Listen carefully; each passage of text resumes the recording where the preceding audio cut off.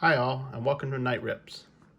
So one of the things I enjoy doing before I cut one of these videos is to go and do some research either behind a set if I'm going to open up, one specific year worth of cards or a company. So today I'm going to talk about, and what we're going to open up is actually a few packs from one specific company, and it turned out, as I found out, it was the first company to actually successfully manufacture bubblegum. And no, it's not Topps. So today we're going to talk about, or we're going to open some packs from Fleer. Fleer actually started off as a candy company. They actually started producing baseball cards back in 1923, but by the early 1960s, I think it's like 60, 61, Topps actually had all the contracts on all the players, so they actually had to stop producing. Fleer was also the company that actually sued Topps, and in 1980 broke the monopoly that Topps had on the baseball card market, which actually was one of the reasons it led to the junk wax era when everybody was producing cards. So today we're going to open up these three packs. I do have one pack of 1988 and two packs of 1990. So let's go ahead and take a look at what's in these. So the 1988 pack, make sure I'm centered here. The 1988 pack, it was actually a 15 cards and one sticker. Fleer actually got out of, even though they were a confectionery company, they got out of putting bubblegum in the cards. I know Topps actually still did it for a couple more years. In another of my videos, you saw that the 88 and 89 still had the nice pink sticks of bubblegum in them. So, but Fleer had gotten out of that. They also, much like a lot of companies back in the day, they actually advertised for other things that you could buy on the back of their wrappers. In this case, they had the card sleeves that you could actually put your card in. Not penny sleeves, but it's the 9 card sleeves. That actually came with a few cards with it. And the other thing they like to talk about was there was limited edition inserts in these. In this case, there was a 12 card set randomly in these of the 1988 All-Star team. The headliners was 6 cards, but those were only in the 3 packs. So let's see if we get an All-Star team card. And of course, this was a wax pack, so this was a wax pack that was really loose. I don't think it was, I think it's just time. This pack is 33 years old. Put this over here. And right off the bat, we get our sticker, the Pirates.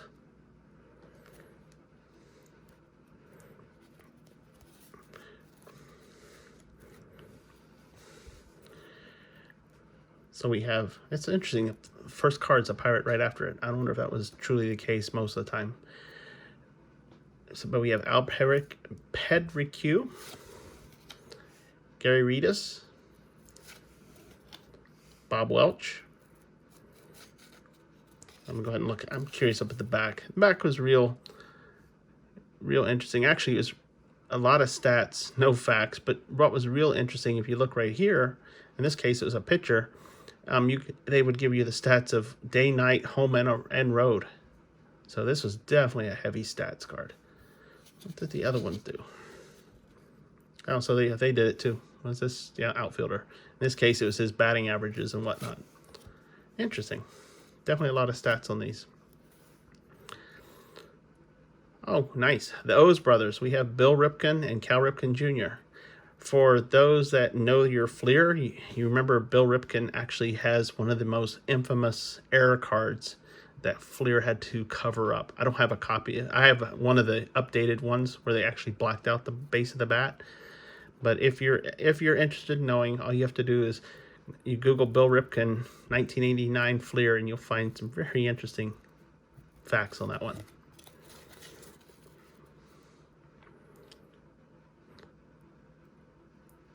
So interesting. I really did not know that Billy Ripken was Cal Ripken Jr.'s brother. So it's always something good to learn.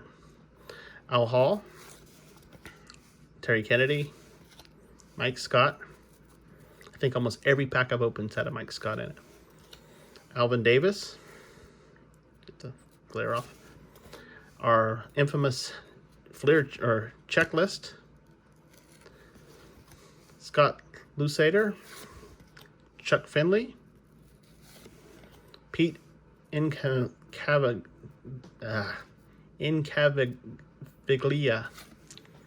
say that one 3 times fast, Dave Dravecki, there's Bill Buckner, and Andy Hawkins. So, no All-Star. I do like these cards, though. I mean, the fronts they're interesting, but the back, just the sheer amount of stats that you can get from the back of these cards, very interesting card. And now let's look at the 1990s. Unfortunately, I don't have any 89s right now, but as I keep my eyes open, I will be looking for more because I would like to get some of those era cards. Definitely some interesting ones. So in this case, again, it's 15 cards, 1 sticker. It also mentions the limited edition set. So now there's your mini album. But here is, in this case, the 12 card set of the 1990 All-Star team. And then the league standouts was in the 3 packs. So let's see what we got in here. Maybe we get an All-Star. We got 2 packs of this one, so maybe we'll get an All-Star on this one. Inserts didn't come as often as what they did, well, what they do today. Oh, what's this? A Fleer baseball quiz. Let's see. Very interesting. Rather than do it, I'm going to hold this here. You can pause it and amaze your friends with it. I bet you, yeah. And there's our Phillies sticker. Oh, actually, the 1988. Oh, so in the back of the 1988, it actually showed the Three Rivers Stadium, the old stadium in Pittsburgh. So this one actually just gives a baseball quiz. Okay, we have Steve Bedrosian, Kevin Ramin, Shawn Dustin, Rob Deere, Lee Stevens. Actually, let me go ahead and look at the back. Of course, I would look at the back of a rookie player. Did it say rookie on the front? No. So he doesn't have major league stats. We'll go ahead and look at Rob Deere. So he had vital stats, some of his percentages, his stats from the previous year. I'm guessing the reason why Lee Stevens has additional facts is because he is such a new player. They had to fill up, otherwise there'd be a lot of white space in the middle of this card. So we have Dave West, Scott Sanderson, Matt Noakes. There's Bip Rogers. Love that name, Bip. We have Chuck McElroy and Moses Alou. But what is that? Oh, these are prospect cards. Okay. So, a little bit different type of card. Oh, yeah, it says Major League Prospects right there. Moses Alou went to play for quite a while. Jose Vizcano, Mike Jeffcoat, Dennis Martinez. Oh, here's a Hall of Famer, George Brett, and Calvin Schiraldi. I will learn to pronounce these names one day. Oh, it's unfortunate. This probably not from it, when it got cut. The edge got kind of messed up a little bit, but yeah, you can just see how many years. 1973 was when George Brett started. He played for quite a while. Okay, that was neat. Let's see what we got. Maybe we got an all-star in this next pack. Of course, the same thing.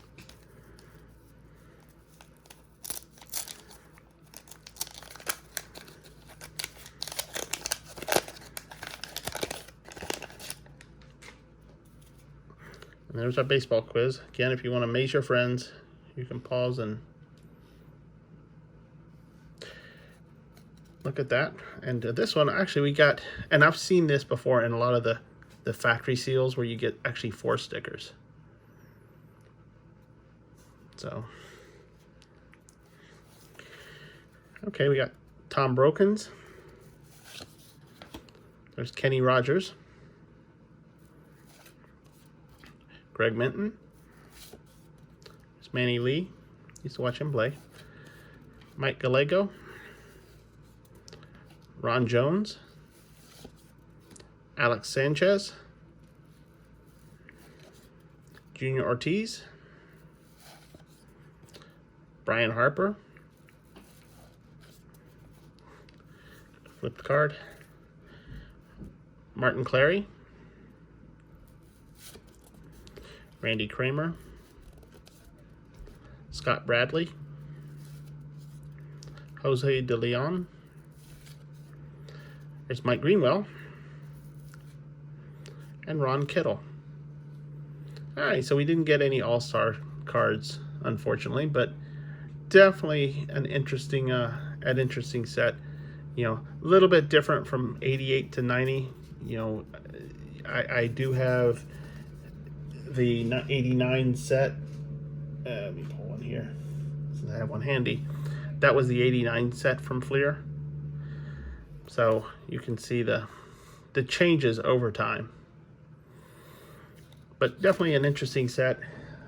Do like it a little bit more than I liked some of the like Score, because it's definitely a more classic look. Heavy on the stats, little on the story, but I'm fine with that because sometimes, you know, baseball is about the stats. So let me know what you think. You know, it is fun opening these cards, learning a little bit about the companies, but you know, let me know what you think if you like this type of format. So any comments, go ahead and leave them in the comment section below. Also, we'll be opening up a lot more different type of cards. So if you enjoy doing this, make sure to hit the bell, hit the subscribe, and we will see you later.